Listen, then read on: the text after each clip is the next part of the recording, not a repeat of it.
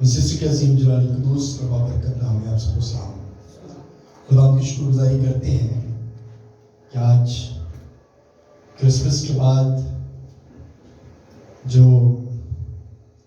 ہماری شفائیہ اور شفایت کی میٹنگ ہوتی ہے، وہ میٹنگ آج ہم اس میں موجود ہیں اور ہم خداوند کی دل سے شکر گزاری کرتے ہیں، کیونکہ کلام مقدس میں لکھا ہے کہ ہر بات میں خداوند کا شکر ادا کیا کرو. اور جب ہم خدا کے حضور میں آتے ہیں تو ہم خدا کی شکر گزاری کرتے ہیں کہ اس نے ہمیں زندہ اور سلامت رکھا اور ہمیں اپنے گھر میں آنے کا فضل بخشا.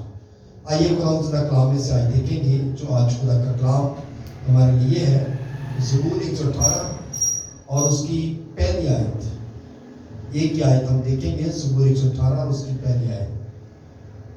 خداوند زندہ کلام میں یوں مرقوم ہے، لکھا گیا خداوند کا شکر کرو کیونکہ وہ بھلا ہے اور اس کی شفقت ابدی ہے. خداوند کے پاک کلام کے پڑھے اور سننے پر خداوند کی برکت ہو.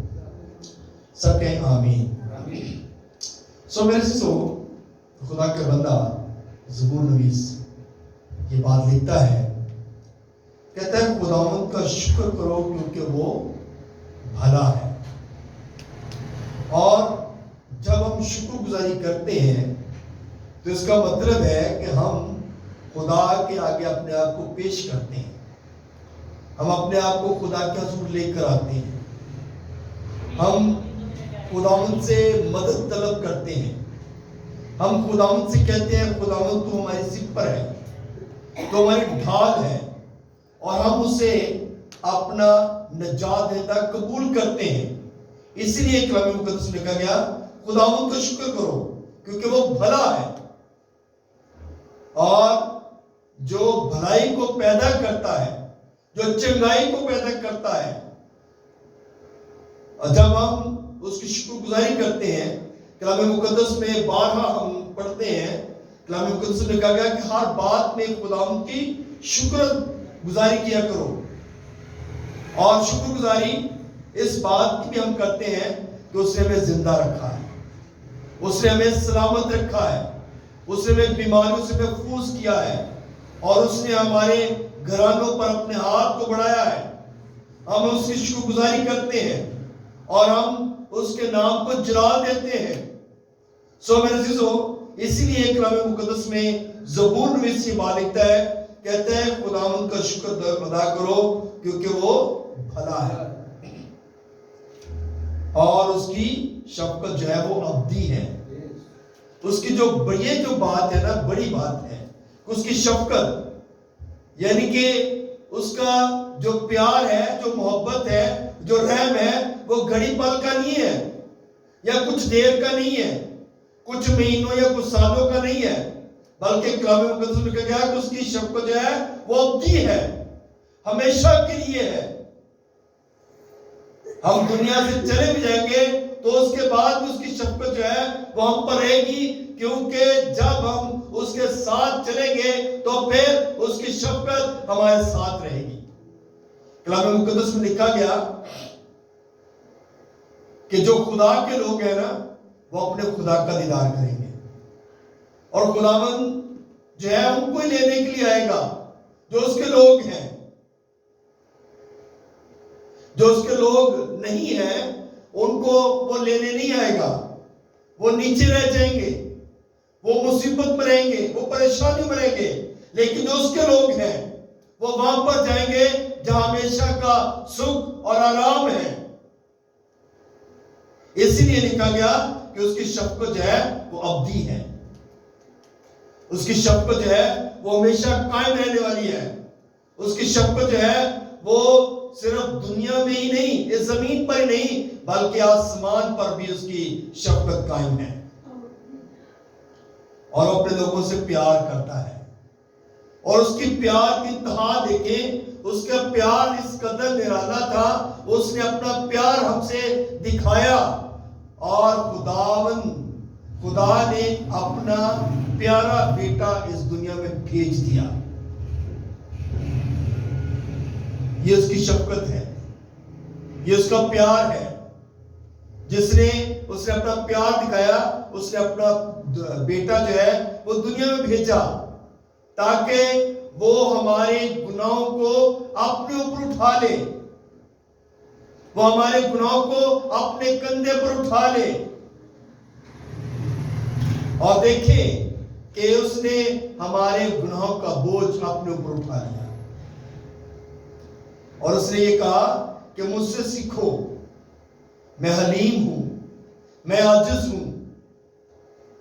اور ہم جب اپنے مسیح کی محبت کو دیکھتے ہیں تو اس نے کہا کہ ایسی محبت ہمارے اندر ہونی چاہیے، ایسا پیار ہمارے اندر ہونا چاہیے، جس طرح خدا نے ہم سے محبت کی اسی طرح ہمیں بھی ایک دوسرے کے ساتھ محبت رکھنے کی ضرورت ہے۔ ہمیں بھی ایک دوسرے کے ساتھ پیار رواداری رکھنے کی ضرورت ہے۔ اور جب ہم پیار محبت اور جو عاجزی کے ساتھ جب کسی سے پیش آتے ہیں تو پھر پتہ چلتا ہے کہ ہم واقعی خدا کے لوگ ہیں۔ اس لیے کلام مقدس میں یہ بات لکھی گئی کہ خداوند کا شکر کرو کیونکہ وہ بھلا ہے۔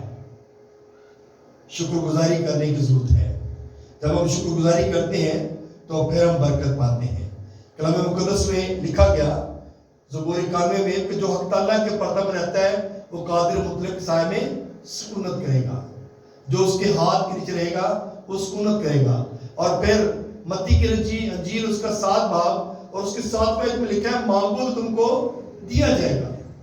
جب ہم مانگتے ہیں، جب اس کا دروازہ کھٹکھٹاتے ہیں تو ہمارے لیے دروازہ کھولتا ہے۔ جب ہم اس سے مانگتے ہیں تو ہمیں وہ دیتا ہے، ہم پر اپنی شفقت کو بڑھاتا ہے، ہم پر اپنے ہاتھ کو بڑھاتا ہے۔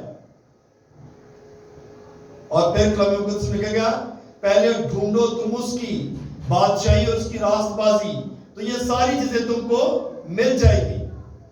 دنیا میں جتنی بھی چیزیں ہیں، جب ہم خدا کی محبت میں رہیں گے، جب اس کے حضور میں آئیں گے تو جتنی بھی دنیا میں چیزیں ہیں، جو بھی ہماری ضرورت کی چیزیں ہیں، وہ ہمارا خدا ہمیں دے دے گا، کیونکہ اس کی شفقت جو ہے وہ ابدی ہے، اور اپنے پیار سے ساری چیزیں دے دیتا ہے۔ آمین۔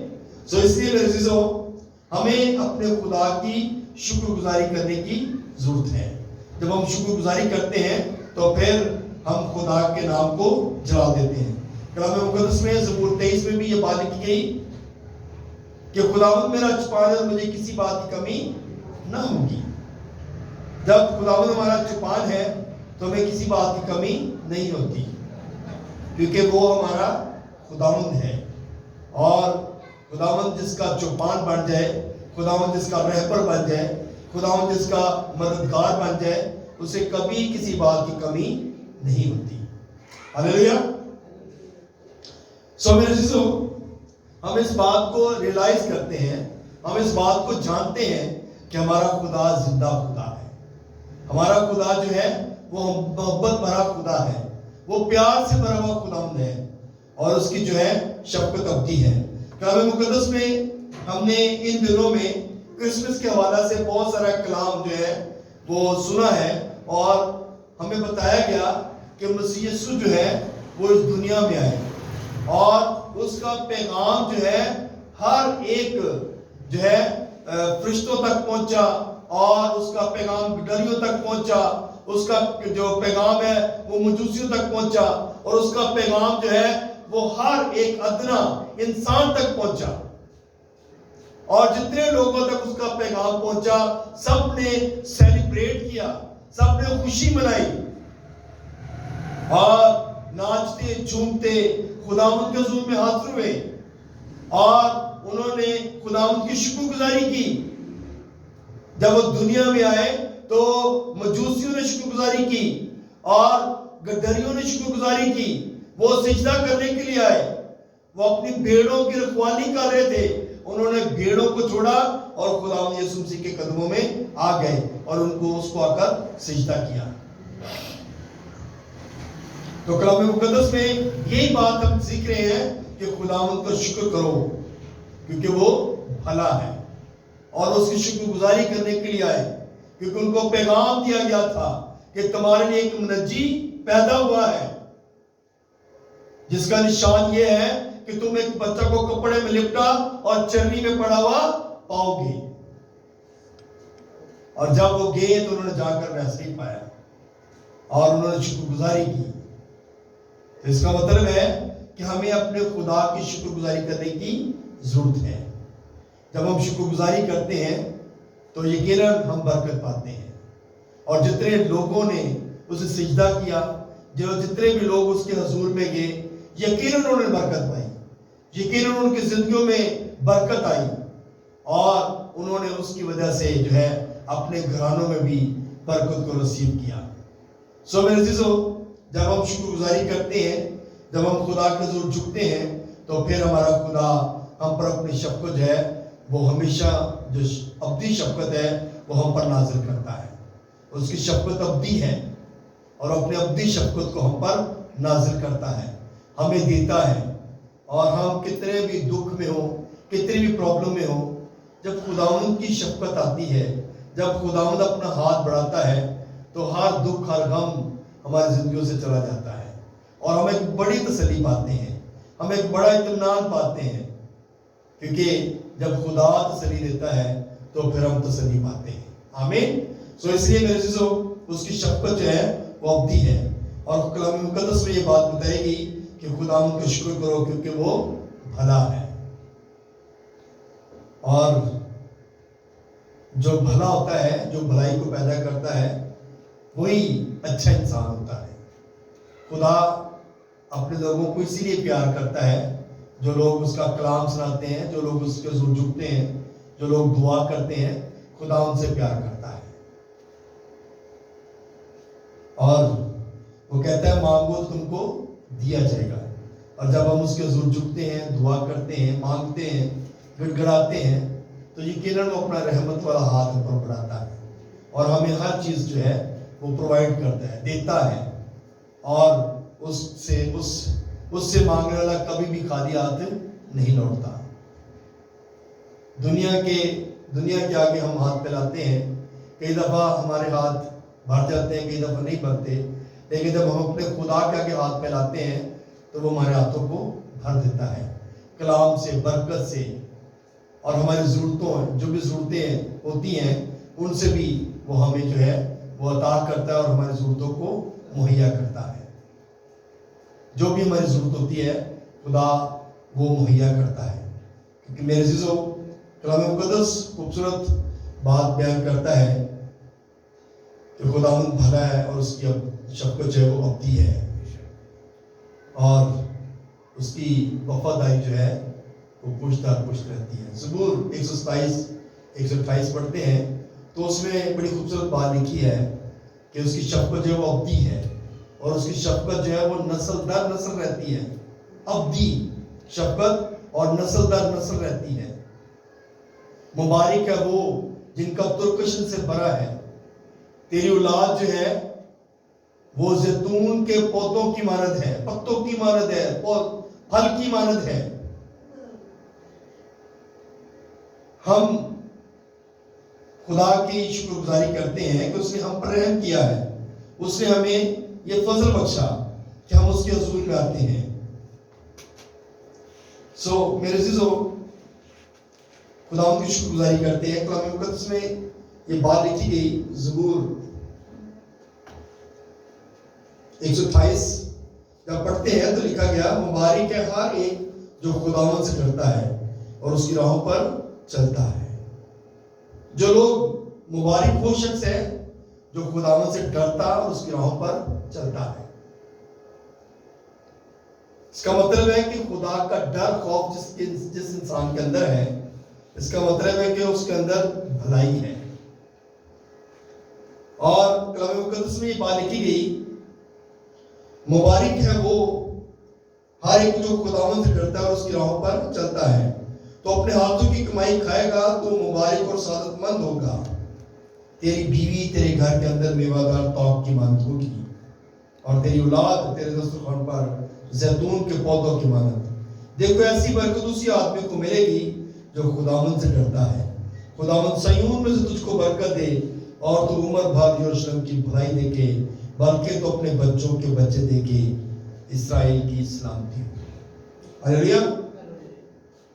खूबसूरत बात है کہ خدا جو ہے وہ چاہتا ہے کہ دیکھو ایسی برکت اس آدمی کو ملتی ہے جو خدا سے کرتا ہے. اس کا مطلب ہے ہماری زندگی میں ڈر اور خوف خدا کا ہونا بہت ضروری ہے. جس کے اندر خدا کا ڈر ہے، جس کے اندر خدا کا خوف ہے، وہ کبھی غلط کام نہیں کرتا، وہ کبھی بری راہوں پر نہیں چلتا، وہ کبھی جو ہے وہ اپنی راہوں سے ہٹتا نہیں ہے، کیونکہ اس کو پتا ہے میری راہیں کیا ہیں. اس کی راہیں وہ ہیں جو اس کے ماں باپ نے اس کو سکھائی ہیں. کلام مقدس میں یہ بتایا گیا کہ اپنے بچے کی اس راہ پر تربیت کر جس پر اس نے چلنا ہے، جس پر اس نے جانا ہے. تو ہم اپنے بچوں کی تربیت جب کرتے ہیں تو وہ تربیت کیا ہے؟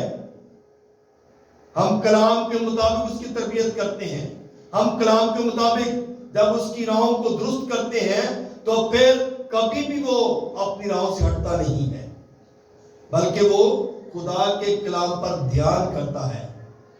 اور ایک بات اور بتائے گی کہ تیری بیوی تیرے گھر کے اندر میوہ دار توق کی مانند ہے، یعنی کہ اس کی مسز کو، اس کی بیوی کو بھی جو ہے وہ برکت دی گئی ہے.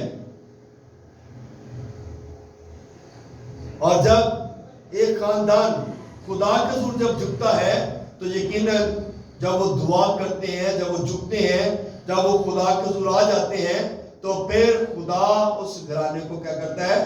برکت دیتا ہے.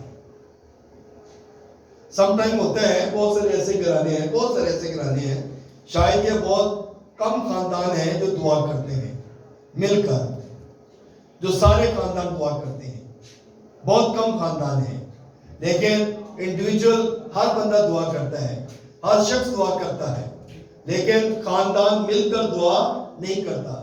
اور جب مل کر دعا کرتے ہیں، خاندان مل کر دعا کرتے ہیں تو یقیناً خدا اپنی برکت جو ہے ان گھرانوں پر جو ہے وہ کرتا ہے، اپنی برکت ان پر نازل کرتا ہے، اور وہ اپنی برکت تو سے ان کو معمور کرتا ہے اور اپنی برکتوں سے مالا مال کر دیتا ہے. بس اس لیے کلام مقدس میں یہ بات لکھی گئی کہ مبارک ہے وہ شخص جو خداوند سے ڈرتا ہے. جو شخص خدا سے ڈرتا ہے اس پر خدا کی برکت ہے، خدا کی شفقت ہے. کلام مقدس میں ہم اس بات پر غور کر رہے ہیں کہ خداوند بھلا ہے اور اس کی شفقت ابدی ہے. اس کی شفقت ابدی ہے، یہ سب سے بڑی بات ہے. اس کی شفقت میں جو ابدی شفقت میں جتنے لوگ ہیں یقیناً وہ برکت پاتے ہیں، اور وہ گھرانے برکت پاتے ہیں، ان کی اولاد برکت پاتی ہے، ان کے ماں باپ برکت پاتے ہیں، ان کے پورا خاندان برکت پاتا ہے. سو اس لیے میرے عزیزو ہمیں اس بات پہ غور کرنا ہے کہ ہمارا خدا جو ہے وہ پیار کرنے والا اور کسی گنہگار کی ہلاکت نہیں چاہتا.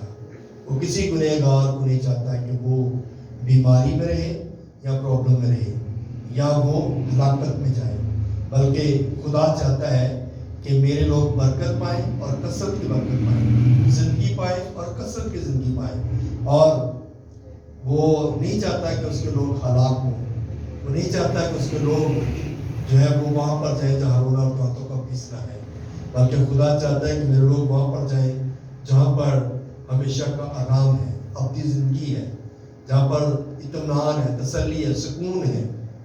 سو خدا یہ چاہتا ہے، اور اس بات کو تب ہی ہم حاصل کر سکتے ہیں جب ہم دعا کریں گے، خدا کا حضور جھکیں گے، خدا سے برکت کو ریسیو کریں گے.